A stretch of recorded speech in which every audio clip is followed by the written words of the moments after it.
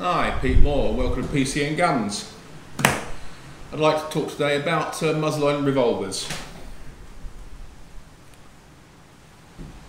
I've owned a few in my life. I bought my first one in 1973 when I was a squaddy in Germany, because I went to the gun shop and I was told I couldn't have a cartridge gun because you needed a license, but I could have a muzzle-loading revolver because there's no license at all. Sign me up. So I got this thing. It was a second model Dragoon. Didn't know anything about them. Had a great time with it. This is not going to be a great technical thing about muzzle-loading revolvers, far from it. It's just basics, if you want to get into it or not, how to load and shoot them. Big shout out to Henry KRANK & Co, who are kindly supplying me all the stuff I need. They're also the importers of Uberti firearms and Pieta. So they've pretty much got you covered on anything muzzle loading. They even offer a series of like 50 caliber cannons, like 17th, 18th century cannons. Are really cute. So I'd check out what they've got. There's masses of stuff, be a flint locker, matchlock, percussion, whatever.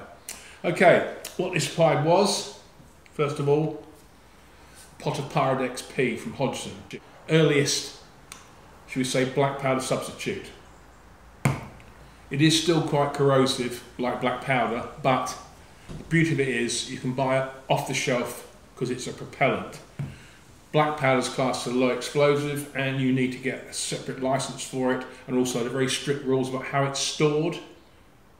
So, okay, it's not that traditional Pirate XP, but it is, for me, it's the most convenient way.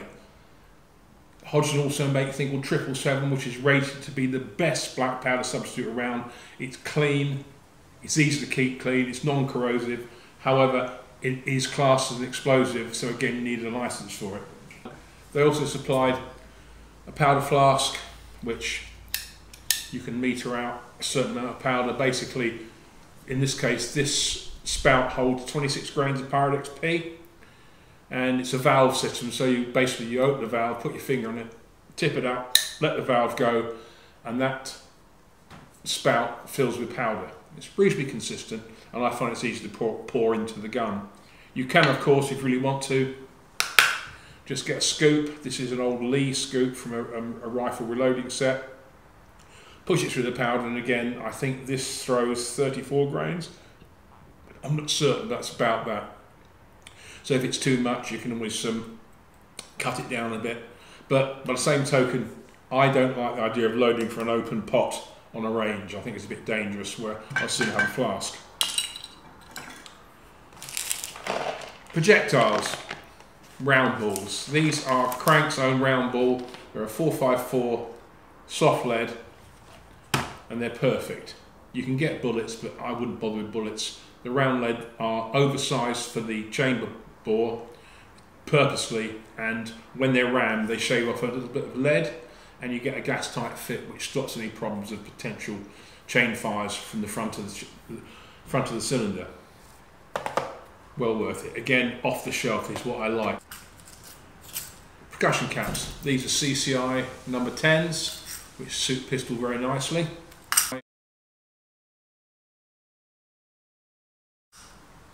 Wads. Something you may not have considered. It's a cut felt wad, 44, and you can lubricate them. I've lubricated these with just some sort of spray oil. What happens is when the chamber fires, obviously, the explosion destroys the wad, but all the lubricant in there is heated up and sprayed around, so it keeps things just that little bit cleaner. Inline capper.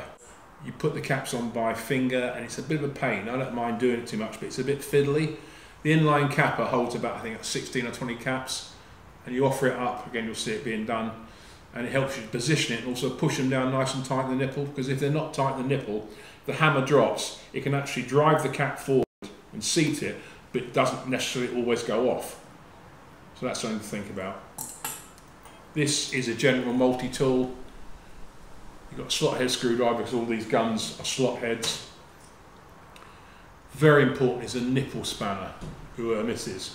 Basically, when I took this gun out of the box, the nipples weren't tight. And if I'd have fired it like that, that allows a lot of gas escape from the rear, which is not good, as you can imagine. Also, when you clean these guns, you need to take the nipples out, otherwise they can get stuck in. Believe you me, you know, Pyrodex P, black powder, is corrosive. It creates a lot of gunk, and you can jam these things in solid. So you need to, every time you finish shooting, nipples out, clean them out, blah blah blah. And it's got a couple of little brass punch type pushers on the end. I tend, if I'm using my fingers to put the caps on, I tend to use these, push them on. But as I said before, KRANKs have got a buttload of gear, and I would recommend check out their website. Details will be at the end.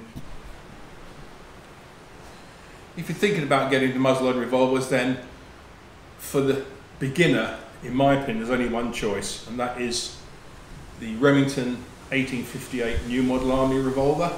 This is Uberti's version. They do them in blue, they do them in stainless. Stainless is better because it resists corrosion better.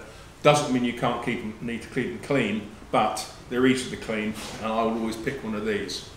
The real reason is that the Remington has a solid frame with what we call a top strap here.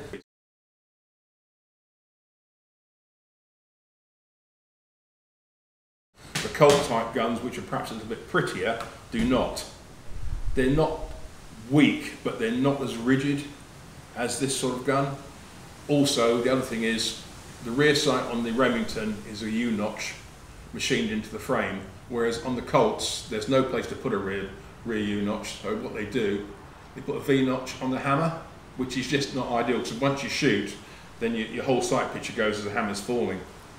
Up front on these guns is a blade set in a dovetail. It's quite tall, which probably means the gun's going to shoot a little bit low, so you could file it to bring the muzzle up and also tap it left and right. To use the gun, they're a single action, as I said. Pull it back all the way, rotates the cylinder, pull the trigger, and that's it. And every time you pull it back, it rotates the cylinder. There's a half cock position, which literally allows the cylinder to free a wheel, which means you load. That's how you can load the gun. Position each chamber from the cylinder to put powder in. And the guns come with an integral rammer system just here. Oil do basically. So what you do is you put all your makings in, ball on top, push it down, and then when you're done, it's there. Trigger's not too bad on these guns at all. The finish is nice. This one has a hammer spring adjuster screw. When I first took this out of the box and played with it, I was getting light strikes on the percussion caps. So all I did was I got a tool out, just adjusted up the hammer spring, and then it's striking every time, which is the main thing. This is the 5.5 inch gun, which I prefer. It's a little bit handier, feels more like a normal handgun. You get 8 inch or 7 inch barrel guns. They're probably maybe a little bit more accurate, and also you probably get more power out of them, but you don't really tell. You're only punching paper really with this sort of gun. And I always go for this. So if you're buying, it's a stainless 1858 New Model Army. Uberti make them, Pieta make them, a number of companies make them. So you can get with adjustable sights. Again, if you're just you want a handgun to shoot, an adjustable sight model with a touchable sight is well worth the effort. Okay, let's look at loading up. I'll do one in normal time, and I'll do the rest in high speed, because it's quite a boring process by just seeing it once. So, onto half cock. Remember, you've capped off your nipples first so everything's clear. Take your powder flask, or however you want to do it. Give it a shake. Pour it into the cylinder just before the 6 o'clock position. Put your wad in, important. Put your ball on top, like so. Then rotate it round to 6 o'clock. Unlatch the rammer, and this can be a bit stiff because it's a shorter barrel gun, there's less leverage. You just need a bit of grunt, or you can get like a plastic tube and yank it down. It's entirely up to you, but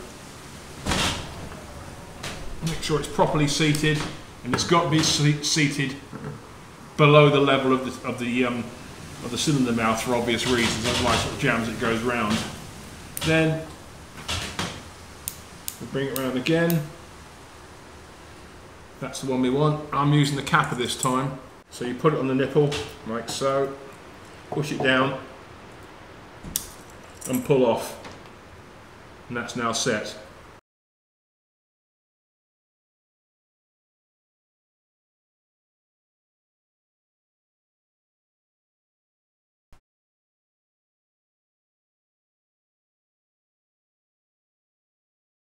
Okay, here we are outside. The gun is at half cock.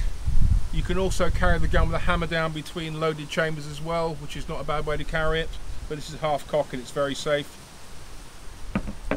Okay, I would advise you, if you don't wear glasses, to get some shooting glasses, because you get a lot of crud coming back off here and fragment, so it's best to protect your eyes. I apologise about the wind, it's a wicked windy day, so there's not a lot you can do about it.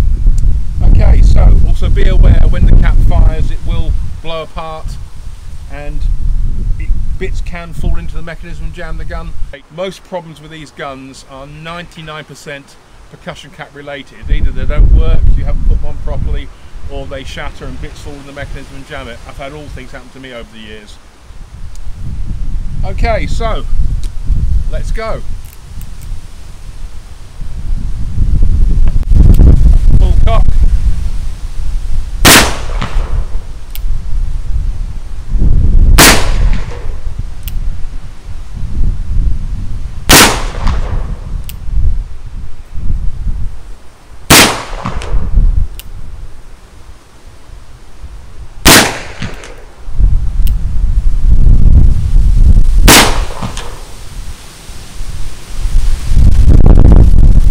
Successful, all 6 off, no real problems, because I loaded that properly.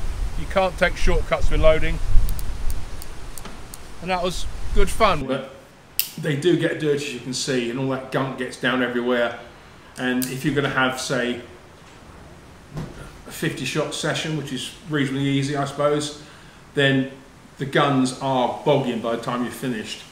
Another important safety aspect is obviously you wear glasses when you shoot it. You don't shoot it on an indoor range because, as you've seen, the amount of smoke it makes is not exactly health and safety. The lead balls, obviously, you use your fingers, you pick them up, you get the lead smeared off your fingers and things. That's not good if you're eating or scratching your nose, sort of thing. So I'm not trying to put you down, it's just that all the things you've got to think about when you're shooting these guns, because they're messy, you know, they're awkward. They're a lot of fun. I mean, I enjoy cracking off this one, it's really good. And also, they shoot pretty well. This one, with the 26 grain charge at 10 yards, it's shooting about 3 inches low and 2 inches left from point of aim, and it put up a 2.1 inch group. You can see the picture.